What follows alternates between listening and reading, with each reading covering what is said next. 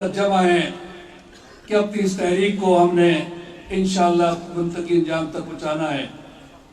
میں اپنے قائد محترم کا شکریہ ادا کرتا ہوں اور ان کی وساطت سے جماعت اسلامی پاکستان، ان کی برادر تنظیمیں، تمام قائدین اور زعماء کا بھی کہ جنہوں نے اس 30 سال کے سفر میں مسلسل ہماری پشتیبانی کی۔ جناب سمیع صاحب یہاں موجود ہیں۔ جب یہ 1990 میں تشریف لائے تو ایک طویل مشاورت کے بعد ہم نے یہ فیصلہ کیا کہ یہ ایک بہت بڑی جنگ ہے، اسے اسی صورت میں مدعا برا ہو سکتے ہیں کہ پاکستان کی قوم بھی اور پاکستان کی ریاست بھی اور اس کے ادارے اور پوری امت مسلمہ اور عالم انسانیت اس کی پشتیبان بنے۔ جناب قاضی حسین احمد صاحب رحمۃ اللہ علیہ وہ مظفر آباد تشریف لائے، وہ تمام ضلعی ہیڈ کوارٹرز پہ گئے اور انہوں نے استقبال کیا پار سے آنے والے مہاجرین کا، مجاہدین کا، پوری قوم کو متفق کیا، عالمی اسلامی تحریکوں کو مظفر آباد میں مجتمع کیا اور ایک آل پارٹیز وفد بنا کر وہ نکلے ساری مسلم دنیا کا، اور انہوں نے سفر کیا۔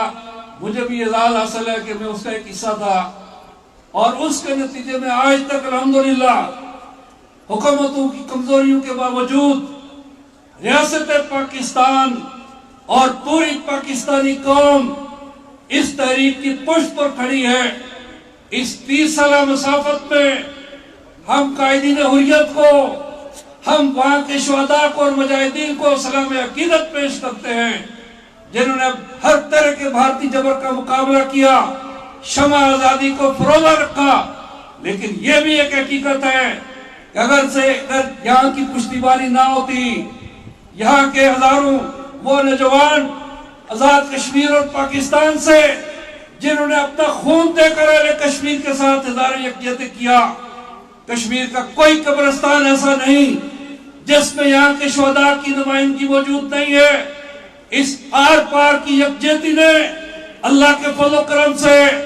اس تحریک آزادی کشمیر کو ایک ایسی فصیل بنا دیا کہ نریندر مودی 100 مرتبہ بھی سر ٹکرائے تو انشاءاللہ پسپائی اس کا مقدر ہے۔ اس شاندار روایت کو آگے بڑھاتے ہوئے سراج الحق صاحب نے ایک مرتبہ پھر الحمدللہ ہماری ترجمانی اور پشتیبانی کا حق ادا کیا۔ پوری پاکستانی قوم الحمدللہ اور وہاں کے عوام، وہاں کے ادارے ان کو متحرک کرنے کے لیے تمام صوبوں کے اندر ڈویژنل ہیڈ کوارٹر میں ہر سطح پر اس وقت ایک بڑی عظیم الشان یکجہتی کی مہم جاری ہے۔ اور وہ یہاں مظفر آباد تشریف لائے، گلگت تشریف لے گئے اور پاکستان کی قومی پارلیمانی کانفرنس میں جس طرح سے انہوں نے تحریک آزادی کشمیر کی ترجمانی کی،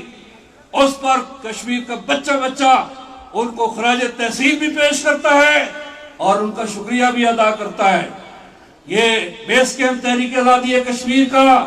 جس کو تعمیر ترقی کے لحاظ سے ایک ماڈل بنانا چاہتے ہیں، اس کو آئینی لحاظ سے ہم باوسائل بنانا چاہتے ہیں۔ آج جو ہمارا ترقیاتی بجٹ ڈبل ہوا، اس میں سب سے پہلی آواز تھی سینٹ کے اندر سراج الحق صاحب، جنہوں نے غیرت دلائی پاکستان کے حکمرانوں کو کہ اس بیس کیمپ کے اس بجٹ کو کم از کم نالائے لے کے اس بجٹ سے تو دگنا کرو۔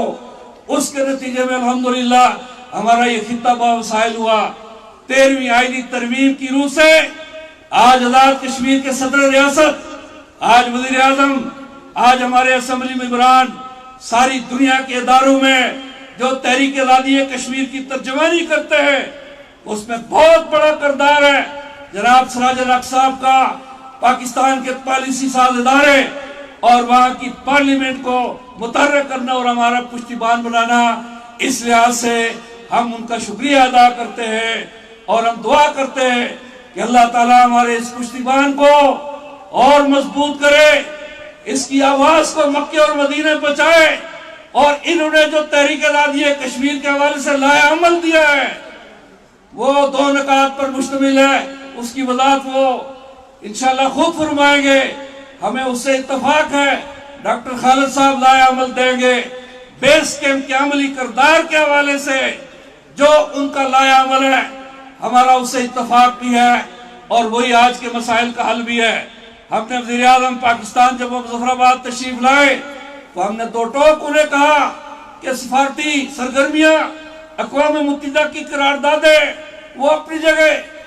آپ کی تقریر بڑی اچھی ہو جائے گی، انہوں نے اچھی تقریر کی، ہم اس کو تحسین پیش کرتے ہیں،